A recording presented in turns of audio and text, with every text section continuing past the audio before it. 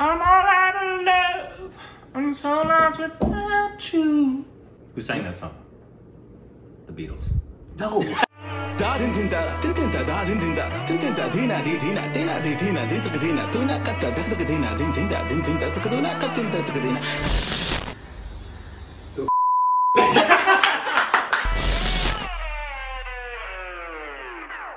Hey, welcome back to our Stupid Reactions. This is Korbin. It was Air Supply. And you follow us on Instagram, Twitter, content. They go to You know the love songs in Air Supply were sung to each other? It's so juicy. And you can follow us on our personal YouTube channels. Links in the description below. Today, we're reacting to I believe it's a Vox video. We've done a few of theirs, but it's called How India Runs the World's Biggest Election. I thought you were going to say how India runs the world's biggest electric company.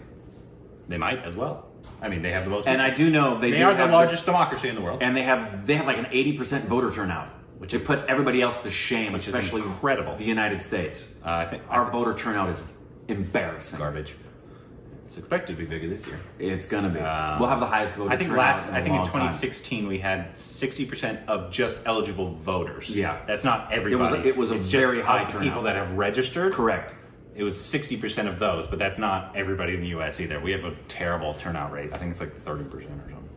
Like terrible. It's embarrassing for the benefits and the blessings we have as a country. How many people take it? But I do believe maybe this talked about some of the stuff that we saw in Newton with how they do elections. Oh yeah, even in getting out into the far reaches of the countryside. Yeah. So I bet it talks about something like that. But you ready? Yep. Just sending a quick little hello there. I had to respond to something too. Here we go. In drowning. Drones. The world's biggest democracy just had an election. The world's biggest democratic election. Marathon election. Another undertaking. The world's biggest exercise in democracy. In India, voters picked its central government for the next 5 years. So they have 5-year terms? An eighth of the world's population was eligible to vote in this election. This year, 2019, there are 900 million eligible voters in India, making this the largest democratic exercise in the history of humanity. But this isn't a video about Indian politics, because before India's people can even cast their vote, the election needs to come to them. Polling stations need to be set up wherever people live. And in one of the largest and most populous countries in the world, that isn't an easy task. India has to reach voters in coastal cities in the south, in the rural regions of the west, and jungles to the east, and everywhere in between. And what's more, they want every Indian citizen to be within 2 kilometers of a voting station. Wow! That's only about 25 city blocks, no matter where you are in the country. It's an incredibly ambitious goal. And yet, somehow, we have this thing called voter suppression here. This is the biggest election in the world. And I wanted to know, how does it work? Are they able to achieve that? That's what every country should want. We have issues with that here. Some great drone shots.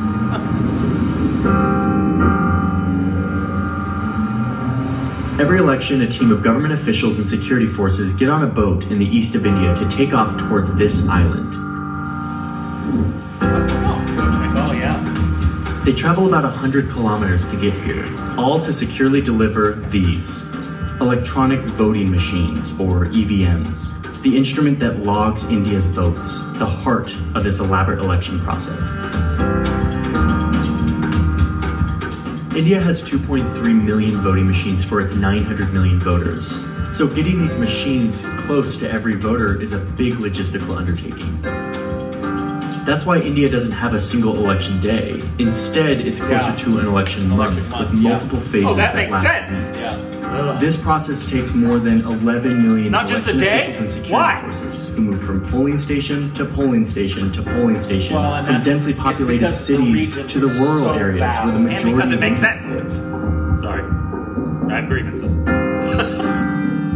Once on the island with the EVMs, officials pile onto bike carts and head towards the polling station. Yeah, this reminds me of Newton. Mm-hmm. Yeah.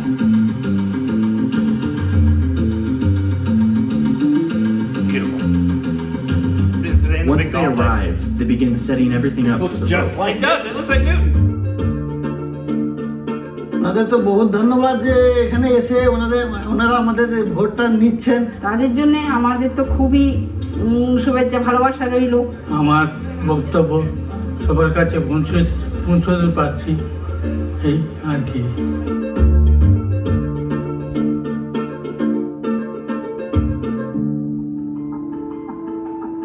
On election day, voters line up, cast their vote, and get their fingers inked to prevent double voting. Huh. That's interesting. This is where the process ends for the voters. But for the election officials, this is just the beginning. Driving a boat out to a remote island is just one of many ways that officials reach every voter. India's vast and diverse terrain requires transportation methods of all kinds. Like in the jungles of this northern state, where elephants transport voting machines to reach a remote town, Wow. or in the Himalayas, where officials hike for hours to bring EVMs for election day. Dang. Helicopters, trains, they even use camels. But what makes India's elections so impressive isn't just how they reach everyone in such a big country. That's just half the battle. It's also the ways they try to include voters of all backgrounds into the process, a challenge that has been a part of India's elections since the very beginning. India has 22 official languages and hundreds of dialects. And when India became an independent nation, less than a quarter of the population could read and write. The newly formed Election Commission of India created a range of symbols to correspond to each political party, like an elephant, a lotus, a hand, or even an alarm clock.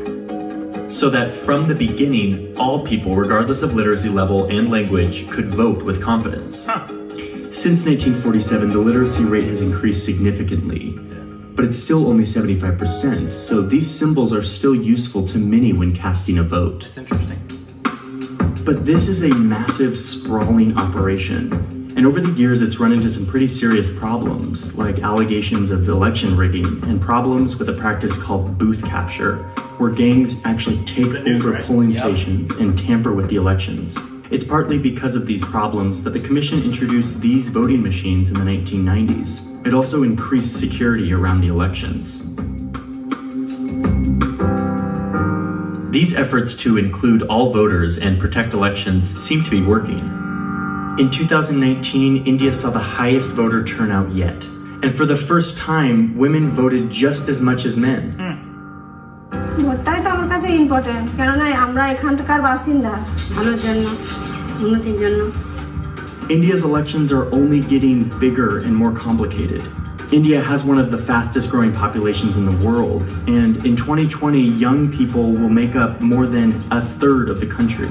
I voted for the first time since turning 18, and this is my indelible ink mark. Done with our voting. Yeah, that's where this so came happy from. that I did my voting the first time. This is the biggest election in the world. It takes millions of officials fanning out across a massive country to help hundreds of millions vote. Every part of this, the symbols, the elephants, the boats, the machines, shows how hard it is to make sure that everyone in a country this large can participate. And all without going more than 2 kilometers from home. That's crazy. Yeah, that's the most astonishing thing for me. And I'm hoping it's true. I don't know for sure. That they are able to get that there's a polling location within 2 kilometers of everybody. It's outrageous. That's what I think every country should strive for. Yeah. Every obviously country has their own issues with elections. Yep. America being one of them. Yep. But it's fantastic that there's such a high voter turnout, and that they want to get everybody involved. And obviously we know there's issues, but it's interesting that I didn't know they inked their fingers. Did they do that, Newton? I can't remember if I don't remember if they did, but I know that they did. I remember in their I guess election. that makes sense because there's that meme with the guy that's just going. Yeah, and they're not the only country that does that. There's some other countries that do inking of the finger as proof that you have, so you can't vote twice. So yeah, I knew that. I didn't know about the 2 kilometers. I knew about them being the biggest democracy that has the most and the highest level of voter turnout. I didn't know that ratio of men to women being so equal now. Yeah, that's great. You would hope that would be the way everywhere. Yeah. It is also interesting the way they did, because obviously we have symbols here as well, but I'm I'm assuming it's probably for different reasons. It is for different reasons. It's not because of literacy issues. But that's interesting that it was because at the time when it was created, it was such a low literacy rate. Right. That they needed to have their images for. I guess that makes sense too, because there's so many different dialects, and it's a complicated thing, because obviously any election anywhere is very complicated to get it done safely and done well. But in a country that has so many different languages and culture, we just have English and then Spanish, basically. Those are probably, I mean, I'm sure there's also different ways that if you speak a different language that you can get access to a ballot. But the two main languages, English is the main one, and then there's Spanish. Yeah, and what's so frustrating to me, among other things, is the fact that the ease with which we can vote in this country, comparatively, the lengths that the people go to make sure everybody can vote, and the things that people do to vote and make sure their voice is heard, is an embarrassment to any American here who has a problem with going to a polling place on election day or filling out a ballot and putting it in the mail. It's an absolute shameful thing that Americans don't show up to vote and then have the audacity to voice an objection about things going on in their government. It's really discouraging when that happens, because we should, of all places, we should have the highest voter turnout. There's multiple issues. Yeah. Including voter suppression. Which is a lot of states deal with here in the United States. Correct. Sadly. But it's also, I don't know why we've, for such a long time, maybe, I'm assuming, obviously voter suppression has had an issue with that. Since the civil rights movement, there's been a racist thing to the voter suppression as well. Mm-hmm. Correct. But I don't know why we've had such, and I think it's almost our entire gerrymandering. Yeah. And so there's a couple issues, but it's frustrating. But it's good to see that, at least in India, with the population that they have, they're trying their best. At least I hope, if this is accurate. Yeah. That they're trying to get everybody's voice to be heard. Yeah. And it was wonderful that we got to see Newton and kind of almost know that what was already going on. Yeah. Newton actually taught us. It taught us, yeah. This whole video. Newton very much taught us about what happens with elections and the democracy in India in a similar way that we learned quite a bit about cricket from Lagan. Yeah. Right? Yeah, it was very educational. Do you remember Triple C? Was it Newton? I do.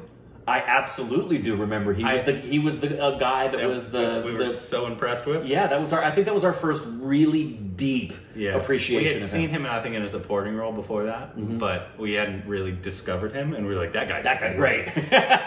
Obviously, he's going places. Obviously, but yeah, that was great. Let us know more educational videos, because we like to be educated. Love them. Down below. Dina